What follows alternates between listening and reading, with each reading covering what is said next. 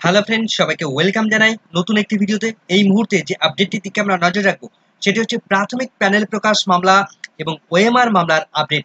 প্রাথমিক total 60,000 panel প্রকাশের সেই মামলা গত 5ই জুলাই অর্থাৎ গতকালকে এই দুটি মামলা শুনানির জন্য লিস্টেড ছিল। ওএমআর মামলার সিঙ্গেল বেঞ্চের আপডেট আমরা পেলেও ডিভিশন বেঞ্চে এখনো পর্যন্ত কিন্তু কোনো আপডেট ছিল না। আমরা জানি সিঙ্গেল বেঞ্চের ওএমআর মামলাটি ডিভিশন বেঞ্চে চ্যালেঞ্জ হয়েছে, কিন্তু গতকাল লিস্টেড হলেও এই মামলাটি কিন্তু শুনানির জন্য কোনো রকম ভাবে ওঠেনি। তো এই দুটি মামলা ডিভিশনে বর্তমানে কি কি আপডেট রয়েছে এবং আগামী সোমবার এই দুটি মামলা পুনরায় লিস্টেড হলো কলকাতা হাইকোর্টে। মাননীয় বিচারপতি হরিশ ট্যান্ডন এবং মাননীয় বিচারপতি প্রসেনজিৎ বিশ্বাসের ডিভিশন বেঞ্চ তারা কিন্তু এই দুটি মামলারই শুনানি করাতে চলেছেন আগামী সোমবার। তো বিস্তারিত আমরা জেনে নেব এই ভিডিওর মধ্যে। তো চলুন সরাসরি আমরা কলকাতা হাইকোর্টের অফিসিয়াল ওয়েবসাইটে চলে যাব। তো কলকাতা হাইকোর্টের অফিসিয়াল ওয়েবসাইটে আমরা অ্যাপিলের সাইডে চলে এসেছি।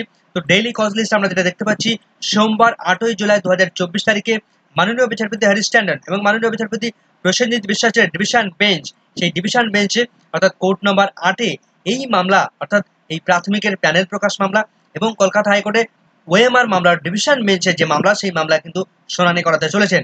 এখন গতকাল অর্থাৎ 5ই জুলাই 2024 তারিখে এই প্যানেল প্রকাশ মামলার কি আপডেট ছিল দেখুন। গতকাল অর্থাৎ 5ই জুলাই কোর্ট নম্বর 8 অর্থাৎ মাননীয় বিচারপতি হরিশ ট্যান্ডন এবং মাননীয় বিচারপতি প্রসেনজিৎ বিশ্বাসের যে ডিভিশন বেঞ্চ, সেই বেঞ্চে কোনো রকম ভাবে কোনো মামলার শুনানি হয়নি।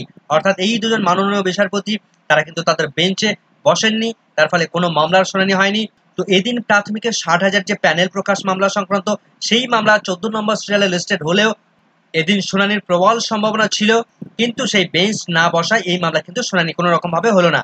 তো আগামী সোমবার পুনরায় এই প্রাথমিকের 60,000 প্যানেল প্রকাশের মামলা, ডিস্ট্রিক্ট ওয়াইজ প্যানেল প্রকাশের মামলা, সেই মামলাটি কিন্তু পুনরায় লিস্টেড হয়েছে। তো আমরা দেখে নেব কত নম্বর সিরিয়ালে লিস্টেড হয়েছে।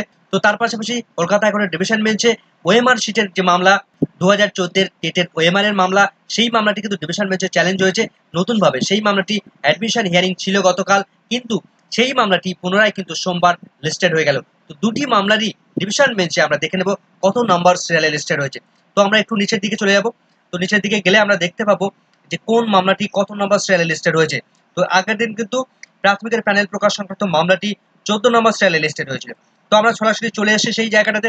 তো west Bengal board of primary education versus Ramesh Malik, এই মুহূর্তে রমেশ মালিক রেসপন্ডেন্ট এবং প্রাথমিক শিক্ষা পর্ষদ তারা কিন্তু পিটিশনার রয়েছেন। তো যে মামলাটি ম্যাট নাম্বার 2444/2023-এর, এই মামলাটি 17 নম্বর সিরিয়ালে লিস্টেড হয়েছে। অর্থাৎ এই মামলাটি 14 থেকে পিছিয়ে এসে 17 নম্বরে লিস্টেড হয়ে গেল। তো তিনটে সিরিয়াল নাম্বার পিছিয়ে গেলেও এই 17 নম্বরের সিরিয়ালে লিস্টেড হলেও এই প্যানেল প্রকাশের মামলা কিন্তু এদিন অবশ্যই উঠতে চলেছে। মাননীয় বিচারপতিরা অবশ্যই এই মামলাটি কিন্তু শুনানি করিয়ে ফেলবেন। তো দেখা যাক কি কি আপডেট উঠে আসে আগামী সোমবার, সেদিকে আমাদের নজর থাকবে। এবার আমরা দেখে নেব প্রাথমিকের যে ডিভিশন বেঞ্চে চ্যালেঞ্জ হয়েছে নতুন যে ওএমআর শিটের মামলা, প্রাথমিক টেট 2014 ওএমআর শিটের মামলা, সেই মামলাটি কত নম্বর সিরিয়ালে লিস্টেড হয়েছে সরাসরি আমরা একটু দেখে নেব নিচের দিকে। তো ডিভিশন বেঞ্চে প্রাথমিক টেট 2014 ওএমআর মামলা যে চ্যালেঞ্জ হয়েছে নতুনভাবে, সেই মামলার পিটিশনার হচ্ছে বিজয় চক্রবর্তী ভার্সেস শান্তনু শেঠ। শান্তনু শেঠ ও সিঙ্গেল বেঞ্চে তিনি কিন্তু পিটিশনার রয়েছেন, অন্যদিকে এদিকে বিজয় চক্রবর্তী তিনি কিন্তু ডিভিশনে পিটিশনার হয়ে গেলেন। তো এই মামলার ম্যাট নাম্বার আমরা দেখতে পাচ্ছি 1300/2024-এর। এই মামলাটি কিন্তু আগামী সোমবার 55 নম্বর সিরিয়ালে এই মামলাটি লিস্টেড হয়ে গেল। তো 55 নম্বর সিরিয়ালে কিন্তু শুনানি করাবেন মাননীয় বিচারপতিরা। তো এই দুটি মামলার সঙ্গে এই দুটি ক্যান ফাইল কিন্তু ইতিমধ্যে অ্যাডমিশন হয়েছে। তো যেহেতু 55 নম্বর সিরিয়ালে লিস্টেড হয়েছে, সেহেতু লাঞ্চের একটু আগে ওঠার একটা সম্ভাবনা তৈরি হবে। যদি লাঞ্চের আগে না ওঠে তাহলে কিন্তু লাঞ্চের পরে এই মামলা কিন্তু অবশ্যই শুনানির জন্য উঠতে চলেছে। তো এটা কিন্তু অ্যাডমিশন হিয়ারিং এর জন্য উঠবে আগামী সোমবার কলকাতা হাইকোর্টে। তো দেখা যাক এই দুটি মামলার কি কি আপডেট উঠে আসে, সেদিকে আমাদের নজর থাকবে। পরবর্তী আপডেট পেলে অবশ্যই আপনাদের সঙ্গে শেয়ার করব।